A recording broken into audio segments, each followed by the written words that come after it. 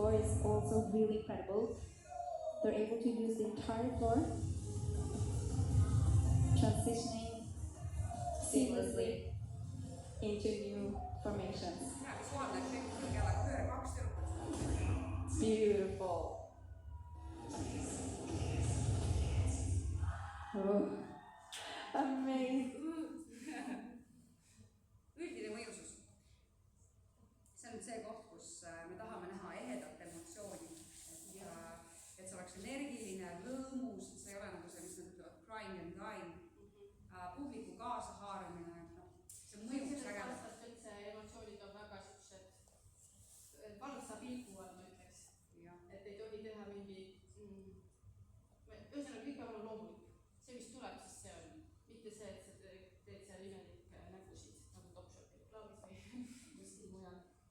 Et kui on hip-hopi osa, siis ka ei tohi nagu väga vihaseid nägusid teha või emotsioone, sest see on nagu ründamine. Koreograafia vastab tiimi oskustele, kui on liiga keeruline koreograafia, siis treener peab otsustama, mis on jõukohane ja mis ei ole. Kas ta on jaakohane, muusika, liigutused, kostüüm peavad toetama koreograafiat ja sportlik vaimsus on ka sellest aastast lisandunud. Nüüd on parem ka, aga nüüd juhitakse rohkem tähelepanu.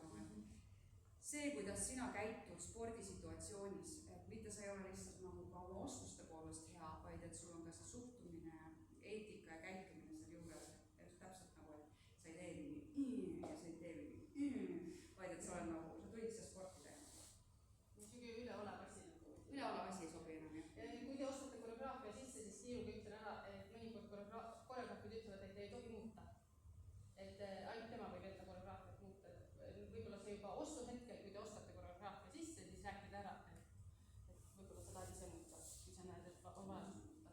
Siin on nüüd pildid erinevatest nägudest, mida võita ja mida ei võida. Ma ütlen, ma ei tea, nagu see automaatselt tekib, et keegi sellest punkti maha ei võta, aga ilmselt pigem nagu me oleme neid ka väga koledaid, nagu siia Soomes oli see probleem, et kõik tõukud oleksid lihtsalt kogu aeg suud lahti, et cheeriks nad olid.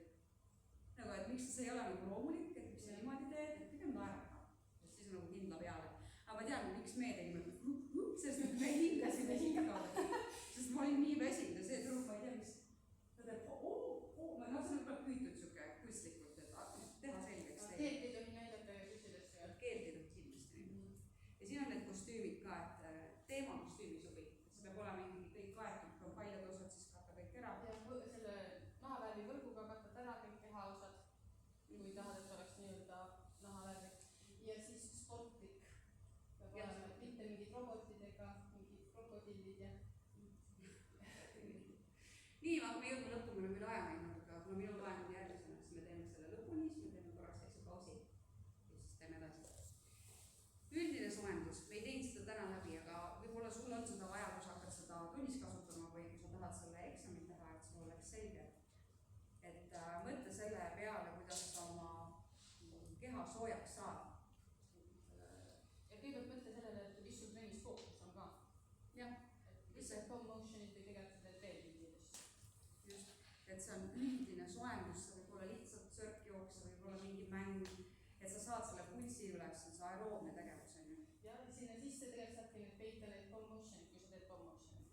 Jooksed teed halli, loovi näiteks. Siis sa tegelikult teed juba õlaringi samal ajal, eks ole, kui sa jooksed. Mis on näide? Liigeseringid, et liigeseringid on nagu väga vanainimese harjutus, aga ta nagu sa kunagi ei tea, kus sa trennis võid libastuda või kogemata valesti astuda. Kui sa oled selle ära teinud, siis on väiksem tõenäosus, et see oli sulle, su jalale mingisugune ekstreemne asend ja üllatus. Hüüatus või see õnnetus ei hüüa. Dünaamilised venitused, kuna meil on plahvatuslik ala, te ise nägite, kui palju sa kehas pingutama ja hüpped ka, siis pikad venitused pigem lõpupoole alus dünaamilised erinevad maksasendid läbi käib. Ja kui sa teed dünaamilist soojendust kõik nendes harjutustes, siis sa saad juba soojemaks ka. Jõud pluss venimus on ju. Ja ma kulutaks sellele 10-15 minutit. Ma isegi me kulutasime 5, sest meil oli lühike trenn tunnini, et ma panin see üldine soojendus nagu 5 minutit. Aga tiimile 10-15 täitsa piisab. Pole mõtet rohkem. Ja siis sa teed tunni ettevalmistava osa spetsiaalne soojendus. Nüüd sa mõtled nii, mis mul seal tunnis need põhielemendid, kas ma teen hüppeid, kas ma vaja plahvatust, kas ma teen pöördeid, kas ma teen koreograafiat, on ju. Et mida ma pean seal ja see võiks olla 15-20 minutit, rohkem ei olegi vaja. No, poole tunniga võiks saada soojaks, esimene plus teine, et mõtle väga hoolikalt läbi, sest et muidu läheb aega kaduma. Aeg läheb kaduma ja siis tuleb vigastused, kui ei ole täiesti detailideni läbi mõeldud. Mõtle jõu peale, et seda sa näed seal EKR 3-s on see jõutreeningmistabel, et kus, mida sa täpselt tahad teha. Üldajad. Et seal on see lihasvastupidavus, põhijõud, see on toodud välja mitu kordus, mitu seeriat sa pead tegema, et seda nagu väga hea kasutada. Siis on jõuvastupidavus ja paarisharjutused sobivad väga hästi siia jõuharjutusteks. Kiirus, plahvatus, kiirendused, näiteks seesama kiirusjooks või kätega midagi väga kiiresti teha. Hüpped, üleshüpped, hüppe kõrgemale pinnale. Ja kui sul on ka koreograafias mingisugused hüpped, mida sa tahad trellida, siis kõikidest hüpetest on olemas lihtsam versioon. Tee seda. Tasakaal. Me tegime vaata ühel jalal seda jõuharjutust, tegelikult see oli tasakaal. 2 ühes. Jõud ja tasakaal. Ja painduvus. Me eelistame dünaamilisi venitusi, et ta ei võtaks ära plahvatust. Ja siis muidu sa seal alguses sa teed kõik jõud ja kiirust ja plahvatustreenid, teed ära, eks ole, siis sa võtad spagaadi, istud minut või 1,5 spagaadi, siis pärast kavas ei teinud midagi, sest sul on keeldetud spagetid siin. Kas sa teadsid, et soojenduse juures on kõige levinum viga see, et sellele kulutatakse liiga palju aega tehes ebavajalikke harjutusi? Kõlab tuttavalt, on ju. Keegi treener teeb mingi lihtsalt soojendus, aga tegelikult me teeme tunnis midagi muud. Kas sa teadsid, et optimaalse läbimõeldud soojendusega jõuad kiiremini soovitud eesmärkideni? Ja kas sa teadsid, et kõige tõhusamad soojendusharjutused on kergemad versioonid samadest harjutustest, mida tehakse treeningi põhiosas? See on hästi tore meelde jätta. Viimane slaid, vist lõpetav osa. Seda ei tohiks kunagi ära unustada, aga ma tean, et treeni lõpus veel viimased koreograafiad vajavad lihvimist, et siis treener ütleb, mine tee seal venita ise peale. See on ka okei, lapsed siis ikka läheks venitama. Ja, et sa treenerina sa pead olema kindel, et ta päriselt siis teeb seda asja. Ta läheb sinna kas siis koju või kuskile seal garderoobis venitab või koridoris venitab või masseerib või mis iganes.